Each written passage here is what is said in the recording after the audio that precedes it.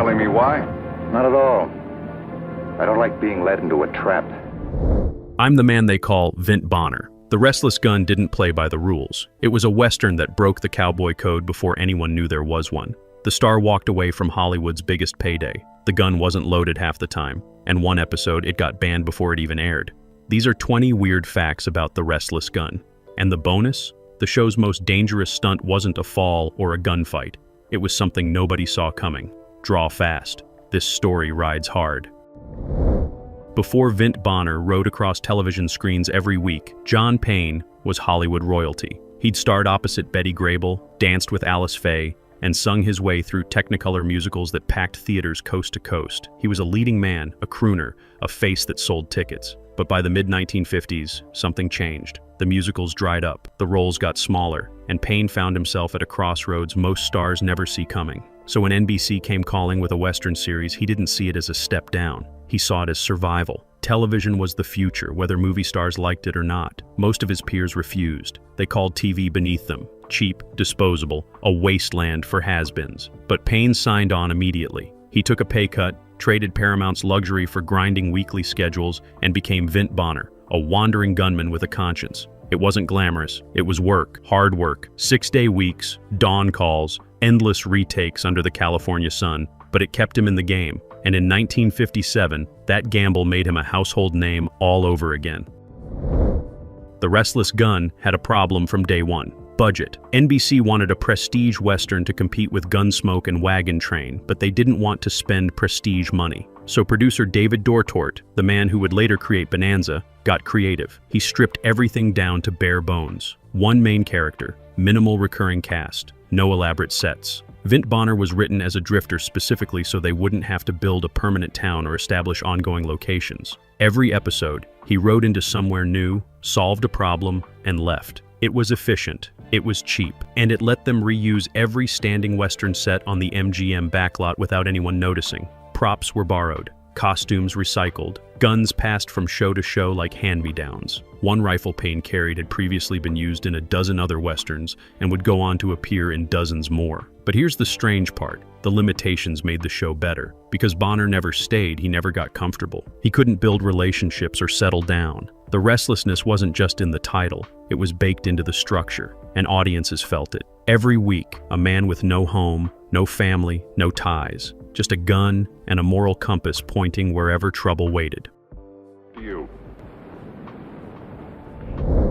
Most TV Westerns of the era had simple morality. Good guys wore white hats, bad guys wore black, justice was clean. But The Restless Gun didn't follow that formula. Vint Bonner wasn't a sheriff. He wasn't a marshal or a ranger with a badge to justify violence. He was just a man with a reputation, drifting from town to town, trying to leave his past behind but constantly pulled back into gunfights he didn't want. And that ambiguity terrified the network. NBC executives watched early episodes and panicked. They wanted clear heroes. They wanted Bonner to announce his intentions, to explain why he was right, to make the audience feel safe. But John Payne refused. He fought to keep Bonner complicated, quiet, reluctant. In one early episode, Bonner kills a man in self-defense but spends the rest of the hour visibly shaken by it. The network wanted the scene reshot. Payne said no. He believed Westerns had gotten too comfortable with death, too casual about violence. If Bonner was going to kill, it had to cost him something. So they kept the scene, and viewers responded. Because for the first time in years, they saw a cowboy who didn't enjoy the draw.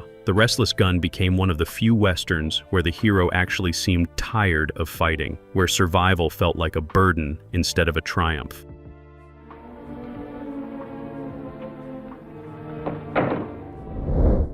Behind the scenes, John Payne was meticulous to the point of obsession. He insisted on doing his own stunts, not out of ego, but control. He didn't trust stunt doubles to understand Bonner's physicality, so he took the falls himself. He rode hard. He threw real punches in fight scenes that left him bruised and limping between takes. But the gun work, that's where things got strange. Payne spent months training with a quick-draw expert, a former Wild West show performer named Rod Redwing who taught half of Hollywood how to handle a six-shooter. Redwing was a perfectionist. He made Payne practice the draw thousands of times until his muscle memory was flawless. But there was a problem. The gun they gave Payne for the show, a custom Colt single-action army, kept jamming. The hammer would stick, the cylinder wouldn't rotate. It looked beautiful on camera but was nearly useless as a functional prop. So for most of the series, Payne carried an unloaded, half-broken gun that couldn't fire even if he wanted it to. The sound effects, the muzzle flashes, all added in post-production. And Payne knew. Every time he drew on camera, he was pulling a paperweight, but he sold it anyway. The confidence, the speed, the deadly stillness before the draw, all performance. No bullets, just belief. We don't care. How did it happen? Television in 1957 moved fast, too fast. Scripts were written in days, sometimes hours. Actors got pages the morning of shooting, and mistakes, they just lived with them. On The Restless Gun, continuity was a joke. Bonner's shirt changed colors mid-episode. His horse switched from a palomino to a bay between scenes. Guns appeared and disappeared from holsters without explanation. But the strangest continuity error became a running gag among the crew. In one episode, Bonner gets shot in the left shoulder. The next week, the wound is on his right. The week after, it's gone entirely. No bandage, no limp, nothing. Editors noticed. They told the producers. The producers shrugged. Audiences didn't care, and they were right, because The Restless Gun wasn't about realism. It was about rhythm, about tension and release, about a man who kept moving no matter what. So they stopped fixing the errors. They leaned into the chaos. And in a weird way, it worked. Bonner became a character who existed outside normal rules, a ghost passing through a West that reset every week. No past, no future, just the eternal present of the next town, the next problem, the next draw. Continuity didn't matter because Bonner's whole identity was built on impermanence. You mind telling me why? Not at all. Not every episode made it to air. In late 1958, The Restless Gun filmed an episode called The Angry Town. The story centered on racial tensions in a small border community, with Bonner caught between a Mexican family being terror-lured and a white mob demanding justice for a crime they didn't commit. It was bold, direct, and NBC buried it immediately. The network pulled the episode a week before broadcast, claiming it was too controversial for primetime audiences. No official reason was given. No press release. The episode just vanished from the schedule, replaced with a safer rerun. David Dortort was furious. He'd written the script specifically to challenge the genre's casual racism, to show that Westerns could tackle real issues instead of hiding behind gunfights and cattle drives. But NBC wouldn't budge. The episode remained in the vault for decades, lost to all but a few industry insiders who'd seen rough cuts. It wasn't until the 1990s, during a cable retrospective, that The Angry Town finally aired. Critics called it one of the series' strongest episodes, but in 1958, it was too much, too honest, too willing to point fingers at the very audience watching. The Restless Gun could show violence, could show death, could show 100 gunfights, but it couldn't show America's ugliest truth. Not yet. Most Western heroes had a trademark. Matt Dillon had his limp. The rifleman had his modified Winchester. Paladin had his calling card. But Vint Bonner, he had silence. John Payne made a deliberate choice to speak as little as possible on screen. He studied silent film stars, particularly Gary Cooper's minimalist style, and brought that restraint to television. In some episodes, Bonner goes minutes without saying a word, letting his eyes and body language carry entire scenes. It drove the writers insane. They'd pen long monologues, character-revealing speeches, explanations of motive and morality. Payne would cross them out. He'd reduce a paragraph to a sentence to a look. Directors had to adjust their whole approach, learning to trust the camera, to hold on Payne's face longer than television normally allowed. And it worked, because silence on television in 1957 was radical. Every other show filled dead air with dialogue, terrified that audiences would lose interest. But The Restless Gun found power in stillness, in the long beat before the draw, in Bonner watching, listening, calculating. Payne understood something most TV actors didn't. The audience was smart enough to read emotion without having it explained, so he shut up and let them watch. That's Carter. That's right. You've heard of me? The theme song almost killed the show before it started. NBC wanted something catchy, something audiences could hum, something that screamed Western adventure. They hired a composer who delivered exactly that. A bombastic, horn-heavy piece with dramatic strings and percussion that sounded like every other TV Western of the era. John Payne hated it. He called it generic, too loud, completely wrong for the character he was trying to build. He wanted something quieter, lonelier, something that matched Bonner's restless isolation. The network refused to change it. Payne threatened to walk. For 3 weeks, the entire production hung in balance over 30 seconds of music. Finally, a compromise. They'd use the orchestral theme for the opening titles, but strip it down to a simple guitar melody for the closing. It was a small victory, but it mattered, because that closing theme, soft and melancholic, became the emotional signature of the series. It told you everything you needed to know. Bonner was moving on, alone again, no closer to finding peace than when the hour began. Years later, that guitar riff would be sampled in country songs, referenced in other westerns, remembered long after the loud opening theme was forgotten. Sometimes the quiet parts last longer. Television production in the 1950s was brutal. No unions strong enough to protect actors. No safety regulations worth mentioning. Just cameras, lights, and desperation to make deadlines. On The Restless Gun, John Payne was injured constantly. He broke 3 ribs falling off a horse during a chase scene. He suffered a concussion when a stunt punch connected harder than planned. He burned his hand on a prop lamp that wasn't properly cooled. And through it all, he kept working, partly out of professionalism, partly out of fear. If he stopped, the show stopped. And if the show stopped, it might not start again. But the worst injury happened off-camera.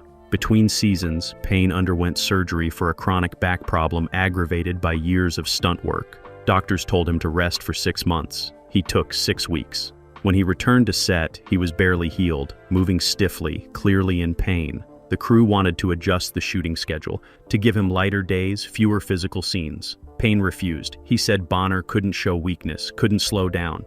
So he gritted through it. He took pills between takes. He wore a back brace under his costume.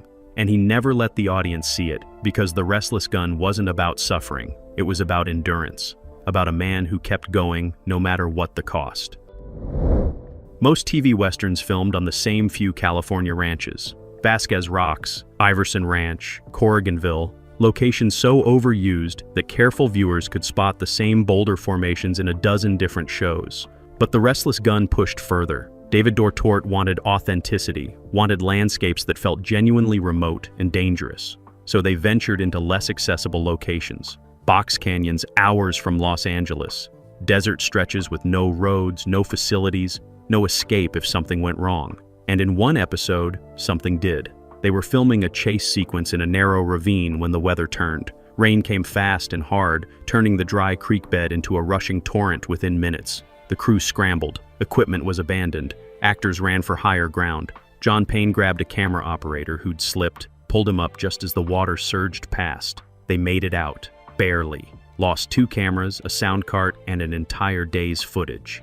Insurance didn't cover it because they'd shot without permits in an area known for flash flooding. The production ate the cost. And 2 weeks later, they went right back. Different location, same gamble. Because The Restless Gun wasn't just about telling Western stories, it was about living them, risking them, refusing to fake it safe in a studio. Sometimes, authenticity costs more than money. Guest stars on The Restless Gun weren't there for the paycheck. Most of them weren't even actors yet. The show became a launching pad for unknowns who'd later dominate Hollywood. A young Michael Landon appeared in Season 1, playing a troubled ranch hand months before Bonanza made him famous. Denver Pyle showed up as a corrupt sheriff years before the Dukes of Hazzard. Lee Van Cleef, who'd become Sergio Leone's iconic villain, played 3 different characters across 3 seasons because casting directors kept forgetting they'd already used him. But the strangest guest appearance was a teenager named Robert Redford. He had 1 scene, 5 lines, playing a stable boy who witnesses a murder. He was nervous, stumbling over dialogue, visibly uncomfortable on camera. John Payne pulled him aside between takes and gave him advice that Redford remembered decades later. Stop trying to act. Just be. The kid settled down, nailed the scene, collected his $75 paycheck, and left.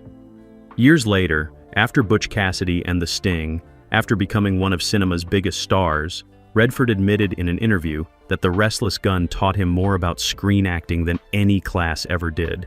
Not because the show was prestigious, but because Payne treated every actor, every day player, every extra with the same respect he demanded for himself. Excellence wasn't negotiable, even for a stable boy with 5 lines. The show's director of photography was a man named Harold Wellman, a veteran cinematographer who'd shot westerns since the silent era. He was old school, precise, and he hated television. He thought it was cheap, rushed, beneath him. But he needed work, so he took the job on The Restless Gun with zero enthusiasm. Then something changed. Wellman realized that television's limitations could become strengths. The small screens meant he could experiment with shadows and contrast in ways theatrical films wouldn't allow. He started lighting scenes like film noir, all harsh angles and deep blacks, turning The Restless Gun into one of the moodiest westerns on television. Network executives complained it looked too dark. Wellman ignored them. He shot Bonner emerging from shadows, half his face obscured, eyes gleaming in lamplight. He used silhouettes, let characters disappear into darkness mid-scene. Other westerns were bright and clean, everything visible, safe. The Restless Gun looked dangerous, uncertain, like anything could be hiding just outside the frame. And audiences noticed. Critics started comparing it favorably to feature films, praising its visual sophistication. Wellman won an Emmy nomination, the first for a Western series. And suddenly, the cheap TV show he'd looked down on became the most visually distinctive Western on air. Proof that limitations don't kill creativity. Sometimes they force it. Every Western show recycled plots. A kidnapping one week, a bank robbery the next, a range war after that. But The Restless Gun had a secret weapon. They stole from better sources. David Dortort was a literature professor before he became a producer, and he brought that education to television. Episodes were adapted from short stories by Ambrose Bierce, Jack London, even Shakespeare. The Season 2 episode, A Piece of Grey Cloth, was Othello transplanted to a fort. The Deadfall was based on a Stephen Crane story. Most viewers didn't notice. The network certainly didn't, but writers did. The Restless Gun scripts got passed around, studied, used as examples of how to elevate formula television into something smarter. Other shows started hiring literary consultants, raiding the public domain for classic stories to adapt. The practice became standard across the industry. But here's where it got complicated. In 1959, a novelist named Norman MacLean watched an episode and recognized his own unpublished short story, almost word for word. He called his lawyer. The production company panicked. They claimed it was a coincidence, parallel development, standard Western tropes. MacLean didn't buy it, but also didn't want a court battle. They settled quietly. The episode never aired in syndication. And The Restless Gun suddenly got very careful about crediting sources. Because stealing from dead writers is one thing. Stealing from living ones gets expensive. John Payne's contract had an unusual clause. Every 10th episode, he got to direct. Not because he was qualified, but because he demanded creative control. The network hated it. Directors were technical employees, not stars. But Payne wouldn't sign without the clause, so they gave in. His first directing effort was a disaster. He fell behind schedule, confused the crew, couldn't decide on coverage. They finished 3 days late and thousands over budget. Executives considered invoking the clause's escape hatch, a provision that let them revoke his directing privileges if he proved incompetent. But then they screened the episode. It was different. Slower than usual, less action, more character. Bonner barely drew his gun. Instead, the hour focused on a dying homesteader teaching Bonner how to read, using a battered Bible as a textbook. It was quiet, sad, completely unlike any other Western on television. The network didn't know what to do with it. They buried it in a summer slot, expecting it to tank. Instead, it got the season's highest ratings. Viewers wrote letters calling it the best episode of the series. Critics agreed. And suddenly, John Payne wasn't just an actor. He was an auteur, someone with a vision that went beyond reading lines and hitting marks. He directed 9 more episodes over the next 2 seasons. Each one pushed boundaries, tested formats, refused to be just another TV Western. Some worked, some failed, but they were never boring. Behind every TV show is a sponsor, and behind every sponsor is a set of rules. The Restless Gun was brought to you by Lucky Strike cigarettes, and Lucky Strike had opinions. No one on screen could smoke a cigar. Cigarettes only. Bonner couldn't drink whiskey in a saloon without also eating food, suggesting he wasn't a drunk. And in every episode, someone had to light a match. Close-up, distinct, unmistakable. It didn't matter if it made sense. A match had to be struck. Writers hated it. They twisted themselves into narrative pretzels, finding reasons for characters to light things. Lamps, campfires, cigars, anything. One episode, featured 7 separate match lighting close-ups, becoming unintentionally hilarious. But Lucky Strike paid the bills, so the matches kept striking. Then in season 2, something shifted. Medical reports about smoking and cancer started going public. Cigarette companies went on the defensive, and Lucky Strike's rules got stranger, more desperate. They didn't want Bonner coughing, didn't want anyone looking sick, wanted every smoker on screen to appear healthy, vigorous, alive. The cognitive dissonance was staggering. They were selling death while demanding the show portray only life. By season 3, the sponsorship deal collapsed. Lucky Strike pulled out, and suddenly, the Restless Gun was free. No more forced match lighting, no more cigarette rules, just stories. But the damage was done. A generation learned to associate cowboys with smoking, learned that real men lit Lucky Strikes and rode into the sunset. The show survived. The viewers didn't all. Most Western shows had stunt coordinators. The Restless Gun had a stunt team of exactly 2 people, John Payne and a wrangler named Stevie Myers. Myers was in his 60s, bow-legged, missing 3 fingers from a rodeo accident in the 30s. He could ride anything, trained the horses, choreographed the falls, and doubled for Payne when the insurance company absolutely insisted. But Myers had a philosophy that terrified producers. Every stunt should look like it could go wrong. He wanted real danger, real stakes. So when scripts called for a horse to rear or a wagon to tip, Myers made sure it was barely controlled, barely safe. Cameras rolled and anything could happen. In one episode, Bonner's horse was supposed to stumble and throw him. Myers rigged it so the horse would legitimately stumble, not fake it with trained movements. Payne hit the ground hard, rolled, came up gasping. Perfect take. Authentic. Also potentially fatal if he'd landed wrong. The director wanted to fire Myers on the spot. Payne defended him, said it was exactly the realism the show needed. They kept working together, and the Restless Gun's action scenes had an edge other westerns lacked. You could feel the danger, because it wasn't movie danger, it was real danger happening in real time, with real consequences waiting just outside the frame. By 1959, the Restless Gun was dying. Not creatively, financially. Ratings were solid, critics loved it. But the economics of television had changed. Shows needed syndication deals to survive, and syndication required at least 100 episodes. The Restless Gun would end its run at 78. Not enough. Advertisers started pulling out, betting on newer shows with longer futures. NBC offered to renew for 2 more seasons, but only if John Payne took a 50% pay cut. He refused. Not out of greed, out of principle. The show was successful. He was working 6-day weeks, doing his own stunts, directing episodes, and they wanted to pay him half. He walked, told the press exactly why. The network scrambled, tried to continue without him, considered recasting Bonner with a different actor, but it was too late. The Restless Gun without John Payne wasn't the Restless Gun at all. They filmed 6 more episodes with Payne before canceling the series entirely. The final episode aired in September 1959. No series finale, no wrap-up. Bonner just rode off into another town, another problem, another day. Because that's what Restless means. No ending, no resolution, just the eternal motion of a man who couldn't stop moving, even when the cameras did. After cancellation, something strange happened. The Restless Gun vanished. Not metaphorically, literally. NBC wiped dozens of episodes, recording over the kinescopes to save money on tape. Standard practice in the era, but devastating for preservation. By the 1970s, only about half the series still existed. The rest, gone. Lost to history, to cost-cutting, to an industry that saw television as disposable. Film historians tried to track down surviving copies.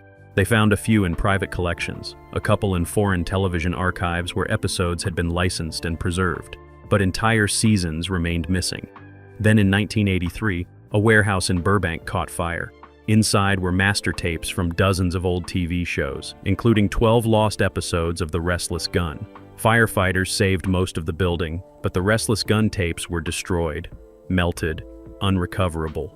It wasn't until the 2000s when a collector in Australia discovered he'd bought a storage unit containing 16mm film prints of 23 missing episodes. He contacted CBS, who now owned the rights. They paid him an undisclosed sum and restored what they could. But even now, about 30 episodes remain lost. 30 hours of television that once existed, that audiences watched, that critics reviewed. Now just static and silence. Proof that television in the 1950s wasn't built to last. It was built to be watched once and forgotten.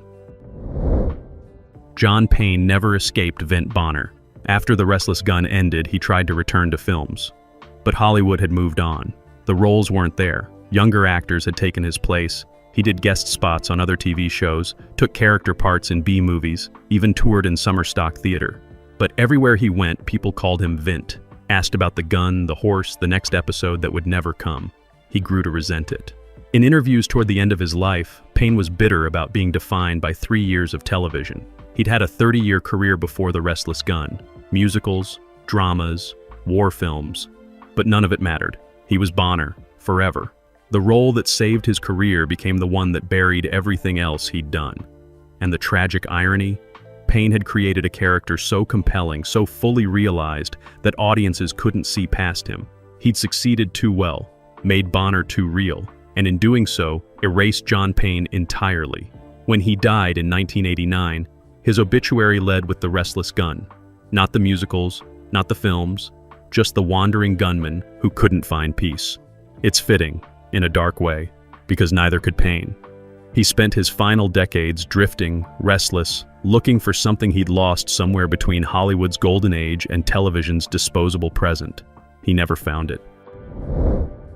Most TV westerns from the 1950s are forgotten. Syndication stopped decades ago. DVDs were never released. Streaming services don't bother with obscure shows that predate their target demographics. But The Restless Gun refuses to die. It survives in fragments, in bootlegs traded at collector conventions, in YouTube uploads of degraded kinescopes, and it lives in influence. Filmmakers cite it. Quentin Tarantino has mentioned Vint Bonner as inspiration for his morally ambiguous gunman. The Coen brothers referenced The Restless Gun's visual style when making True Grit. Even modern prestige TV owes something to what David Dortord and John Payne built. The idea that weekly television could be ambitious, could challenge audiences, could refuse to make heroes simple or justice clean. The Restless Gun never had the audience of Gunsmoke or the cultural impact of Bonanza. It ran 3 seasons and vanished. But in those 78 episodes, it proved something important. Television didn't have to be disposable. It didn't have to be safe. It could take risks, could fail, could push boundaries no one knew existed. And 50 years after cancellation, that legacy survives. Not in ratings or syndication deals or merchandise, but in the memory of a lone writer who kept moving, kept questioning, kept refusing to settle for easy answers. The gun was restless. So was the show. And so, maybe, should we all be. The most dangerous moment on The Restless Gun wasn't a stunt. It was a snake. During location filming in the Mojave Desert, a coiled rattlesnake appeared on set, sunning itself on a rock where John Payne was supposed to stand for his next scene. The crew saw it, backed away slowly, called for animal control. But Payne walked up, calm as anything, and shot the snake with the prop gun he was carrying. Except the prop gun was actually loaded. Turns out someone had put live ammunition in it by mistake, violating every safety protocol in Hollywood. The blank rounds and the live rounds looked nearly identical, and in the chaos of location shooting, someone grabbed the wrong box.